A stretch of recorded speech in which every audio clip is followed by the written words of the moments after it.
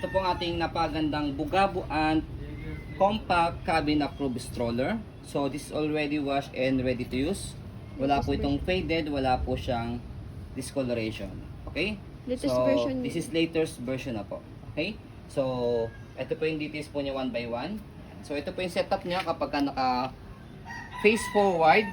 Ayan. Naka-toddler seat. Nakapang toddler seat. Kapag nakapang newborn, press nyo po itong color white dito sa likod and then press nyo po siya. So, ayan. So, kapag for 6 months old, Sa recline. kapag nakapang newborn siya, kailangan na i-reverse yung kanyang seat. Okay? So, unahin natin yung kanyang canopy. Ayan. Black na black. Wala po siyang faded. Wala siyang discoloration. And then, ito yung kanyang peekaboo. Peekaboo tuloy. Extension canopy. Ayan. Para mas mahaba. Okay? And then, next natin, ayan. Bed lock. Wala po siyang putol. 5 harness. Ayan. Parang octopus style siya. Ayan. Okay? Tapos, yung kanyang mga pad is naka-attach na po yan. Hindi po yan natatanggal. Okay? And then, Adjustable. next natin, itong kanyang height for Iupo mo naman. seat, ayan, is na-adjust po ito. Flatten So, pati oh. baba natin siya. Ayan. Ito siya pag mababa, pag medyo maliit pa si baby. Ayan. 6 months. Pero kapag medyo malaki na si baby, pag toddler na, so angat nyo lang po siya. Ayan. Ang haba. Okay, adjustable siya. Ang Okay? haba. So, ito yung kanyang footrest, tapakan ng paa. Tapos yan, pwede maglagay ng gamit dito. Pwede siyang i-open ng ganyan. Ayan. Okay. So, yung gulong niya, ang ganda pa. Hindi siya naninilaw. Means, hindi siya overuse. Ang ganda pa, kinis po. Hindi siya napupudpud. Yes. Ang ganda ng quality ng gulong. Body frame niya, yan, aluminum. Alloy, kaya Yeah. 40 yan. Okay. So, ang ganda ng design ito. Hindi yan scratch. Ito yung kanyang Design. gulong sa likod. Ayan, hindi siya naninilaw. Tapos sa likod, ayan. So, meron ditong basket. Stopper, ayan. Functionable siya. Ayan. Tapos, ayan, sa kabilang side, yung body frame niya. Walang gas-gas yung ano. Ayan. Tapos, ito is design to Design yan. Okay.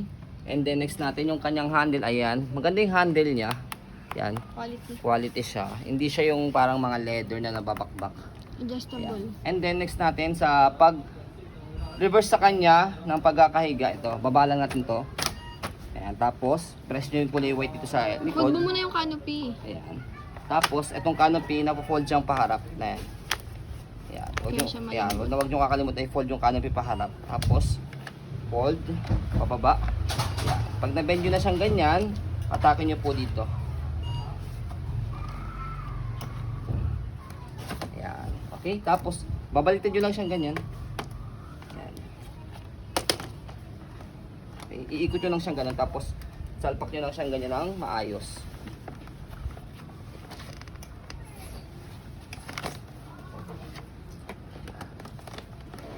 Naipit yung harness. Yan.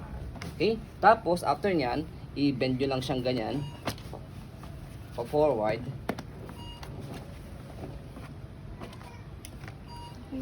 Yung anak ko po umiiyak. Okay.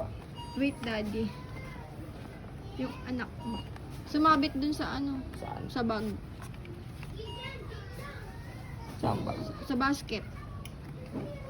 Hindi umaangat. Sumabit ba? Ayun, sumabit na. Ayan. Sumabit. Kaya i-fold mo yung basket. Ayan.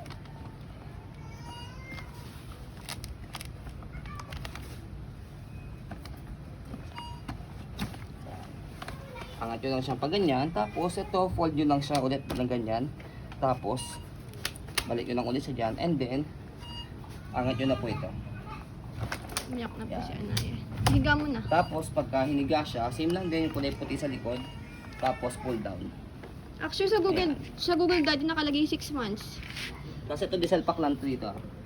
6 months. Ayan. Okay? 6 months siya. Ayan. Okay?